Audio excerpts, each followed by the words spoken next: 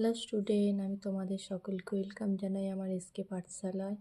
আবারও চলে এসেছি আরেকটি নতুন বিষয়ের সাথে, একটি নতুন নোটসের সাথে। দেখো, এখানে আমার আজকে যে আমি এই পড়াটা তোমাদের পড়াবো, এটা তোমরা অ্যাজ এ নোট একদম ইউজ করতে পারবে। খুবই সুন্দরভাবে লেখা আছে। তো তোমাদের যাতে না সবসময়ের মতোই বলে দিই, বুঝতে অসুবিধার জন্য আমি একটু পড়ে দিই যাতে তোমরা সহজেই বুঝতে পারো।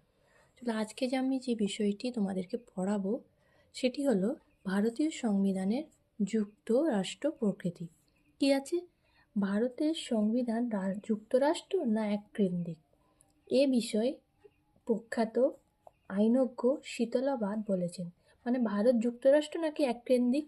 দেখো কি বলেছেন, ভারতীয় শাসন ব্যবস্থা এককেন্দ্রিক ও যুক্তরাষ্ট্রীয় ব্যবস্থার সংমিশ্রণ। মানে এই দুটোকে নিয়েই আমাদের ভারতের শাসন ব্যবস্থা গড়ে উঠেছে। যুক্তরাষ্ট্রীয় বৈশিষ্ট্যের উপস্থিতি কি কি আছে এর মধ্যে একটু দেখে নেব। ভারত যে একটি যুক্তরাষ্ট্র, তার পক্ষে যুক্তিগুলো হলো কি কি? লিখিত সংবিধান। যুক্তরাষ্ট্রীয় শাসন ব্যবস্থার মতোই ভারতে একটি লিখিত এবং আংশিকভাবে হলেও দুষ্পরিবর্তনীয় সংবিধান আছে। তাহলে বুঝতেই পারছো আমাদের ভারতের তো একটা সংবিধান আছে। দ্বৈত সরকার কি কি? যুক্তরাষ্ট্রীয় শাসন ব্যবস্থায় যেমন দ্বৈত সরকার থাকে, তেমনি ভারতে একটি কেন্দ্রীয় সরকার ও 28টি রাজ্যে ভিন্ন ভিন্ন সরকার আছে। কারণ আমরা দেখবে আমাদের কেন্দ্র সরকার একজন হয়, কিন্তু যে আমাদের রাজ্যগুলো আছে সেখানে কি থাকে? সেখানে মুখ্যমন্ত্রী থাকে। তাহলে হলোই তো প্রত্যেকটা রাজ্যে একটা আলাদা আলাদা সরকার। ক্ষমতা বন্টন। সপ্তম তফসিলে বিশদভাবে বর্ণিত তিনটি তালিকা কি কি? কেন্দ্রীয় তালিকা, রাজ্য তালিকা ও যুগ্ম তালিকার মাধ্যমে কেন্দ্র ও রাজ্যগুলির মধ্যে ক্ষমতা ভাগ করা হয়েছে। বুঝতেই পারছি এই তিনটি তালিকার মাধ্যমে কেন্দ্র রাজ্যের মধ্যে কি হচ্ছে? ক্ষমতাকে ভাগ করে দেওয়া হয়েছে। যুক্তরাষ্ট্রীয় আদালত। কেন্দ্র ও রাজ্যের মধ্যে এভাবে ভাগ করে দেওয়া ক্ষমতা যাতে কোনো পক্ষই কি হচ্ছে অবৈধভাবে আত্মসাৎ করতে না পারে তা দেখার জন্য যুক্তরাষ্ট্রীয় আদালত আছে। মানে এদের মধ্যে আবার না কিছু মানে এমন কিছু কাজ থাকে যে করছে এরকম মনে হয়, তার জন্য একটা দেখো যুক্তরাষ্ট্রীয় আদালত আছে। যুক্তরাষ্ট্রীয় বৈশিষ্ট্যের অনুপস্থিত।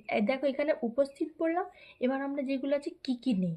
ভারতীয় যুক্তরাষ্ট্রীয় ব্যবস্থার এই মূল বৈশিষ্ট্যগুলি স্বীকৃত হলেও পৃথিবীর বেশ কয়েকটি যুক্তরাষ্ট্রে এমন কয়েকটি বৈশিষ্ট্য আছে যা ভারতে নেই। যেমন যুক্তরাষ্ট্র হচ্ছে ঠিকই, মানে এমন এমন কিছু বৈশিষ্ট্য যেগুলো ভারতে নেই। কি কি? রাজ্যের পৃথক সংবিধান নেই। ভারতে একটি সংবিধানের দ্বারাই কেন্দ্র রাজ্যের শাসন ব্যবস্থা নিয়ন্ত্রিত হয়, কিন্তু দেখবে প্রত্যেকটা আবার রাজ্যে কি আলাদা করে কোনো সংবিধান আছে? নেই। দ্বৈত নাগরিকত্ব। মার্কিন যুক্তরাষ্ট্রে দ্বৈত নাগরিকত্ব আছে, কিন্তু ভারতে নেই। অখণ্ড বিচার ব্যবস্থা। মার্কিন যুক্তরাষ্ট্রে স্বতন্ত্র বিচার ব্যবস্থা আছে।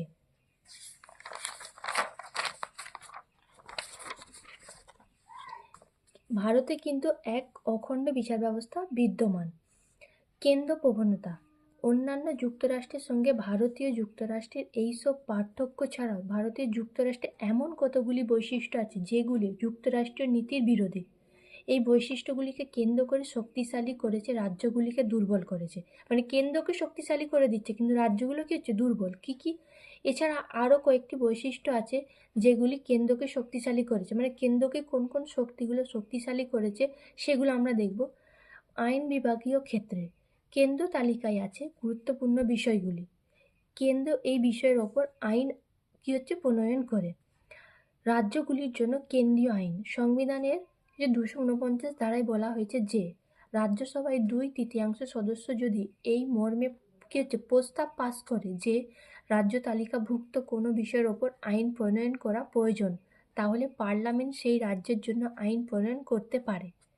শাসন বিভাগীয় ক্ষেত্রে রাজ্যপাল নিয়োগ। রাজ্যপাল নিয়োগের ক্ষেত্রে কেন্দ্র অনেক সময় রাজ্যের মুখ্যমন্ত্রীর সঙ্গে আলোচনা না করে রাজ্যপাল নিয়োগ করে। তাহলে বুঝতে পারছো এখানে এখানে কেন্দ্রের ক্ষমতা দেখানো হচ্ছে, রাজ্যের না। বিলের স্বাক্ষর। রাজ্য আইনসভায় কোনো বিল পাশ হওয়ার পর 201 ধারা অনুসারে রাজ্যপাল বিলটিকে স্বাক্ষর না করে অনেক সময় রাষ্ট্রপতির কাছে পাঠান। সীমানা পরিবর্তন। সংবিধানের 3 নম্বর ধারা অনুসারে কেন্দ্র এককভাবে কোনো রাজ্যের সীমানা পরিবর্তন করতে পারে। অর্থনৈতিক ক্ষেত্রে আর্থিক দিক থেকেও সংবিধানের কেন্দ্রের প্রাধান্য প্রতিষ্ঠা করেছে। তাহলে দেখো আমরা কতগুলো বৈশিষ্ট্য দেখলাম যে যুক্তরাষ্ট্রের মধ্যে উপস্থিত আছে আবার অনুপস্থিত আছে। উপরের আলোচনা থেকে এটা স্পষ্ট যে ভারতের যুক্তরাষ্ট্রের বৈশিষ্ট্যগুলি বিদ্যমান থাকলেও সব দিকে ব্যাপক কেন্দ্র প্রবণতা রয়ে গেছে। প্রেসিডেন্সি কলেজের প্রাক্তন অধ্যক্ষ ডক্টর অমন মুখোপাধ্যায় বলেছেন, ভারত কাঠামোয় যুক্তরাষ্ট্র কিন্তু চরিত্রে এককেন্দ্রিক। তাহলে বুঝতে পারছো, কাঠামোর দিক থেকে যুক্তরাষ্ট্র কিন্তু চরিত্র তার এককেন্দ্রিক। এখানে এককেন্দ্রিক বলতে যেন সব কিছুই ক্ষমতা যেন এখানে কেন্দ্রকেই দেওয়া হয়েছে, রাজ্যকে না।